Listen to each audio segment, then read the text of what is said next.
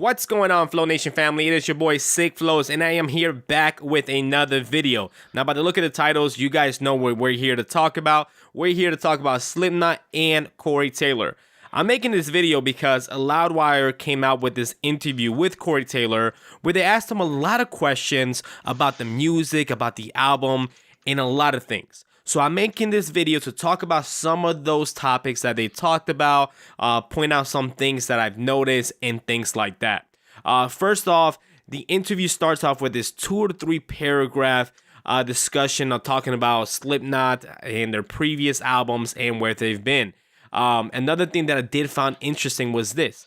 It says that for frontman Corey Taylor, the scars ran so deep that he had to take about 18 months to try to make sense of all the collapse of his relationship with his second wife, Stephanie Luby, who he married in 2009 and separated from in 2016. And between the emotional damage he sustained during the marriage and the soul-searching he underwent to rebuild himself in the aftermath, Taylor was in a state of self-loathing and desperation when he started writing lyrics for We Are Not Your Kind. So the reason I find this so interesting is because listening to the album of We Are Not Your Kind, if you haven't, I suggest you highly check it out. You do hear a lot of anger in the music. You hear a lot of sadness in the music, even though the album is amazing, right? And this is why I wanted to point this out. In order to create new music and great music and relatable music, you do have to have some type of emotion. Whether you're at the happiest in your life or at the most vulnerable in your life and the most sad in your life, when you put emotions into a song and in an album, that's when you create a masterpiece. And that's what I think We Are Not Your Kind is, a masterpiece. Now, a few things that they talk about, when creating the We Are Not Your Kind, they were literally just trying to create an album.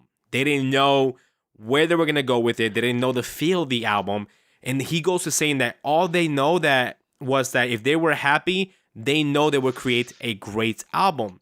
Meaning that if they were happy with the music they were creating, they knew at the end that's all that mattered, because at the end they are their worst critics, and they know if they're happy with the songs, all of us fans would be as well. That's one thing I did love about the interview.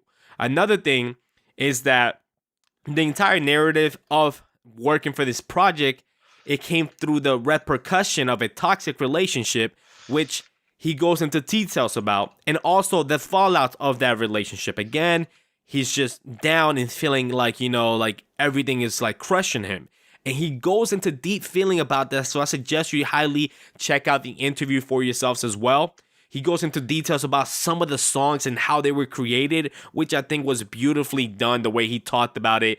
And it gives you a different perspective on how each song was created, which as a SlipKnot fan now and loving this album, it was an amazing thing to read. I literally took, maybe 15, 20 minutes reading it and then going through it again just because it was that good of a read. Now, again, it goes into talk about a lot of the album. They ask him, right, that the first line of the album was, "I'm counting all the killers." They asked Corey, who are the killers? And basically, he just said that it's a metaphor for counting all the things that are slowly killing your identity.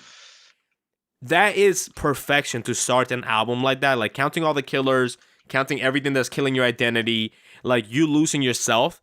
And I'm telling you guys, this has been the best interview that I had to read in a long time. From SlipKnot's Corey Taylor. Again, if you guys love SlipKnot and you guys are absolutely in love with this album, We Are Not Your Kind, the way I am, I'll leave the link to Loudwire's interview down in the description. Check him out, go read it, come back to this video and talk about it in the comments below. Let me know what you guys took from the interview. Let me know if the interview made you think differently about the album, because for me, I saw the album 10 out of 10, and now I see the album as a masterpiece. Anyways, guys, go check it out. Come back, talk about it, and I'll see you guys again with another one.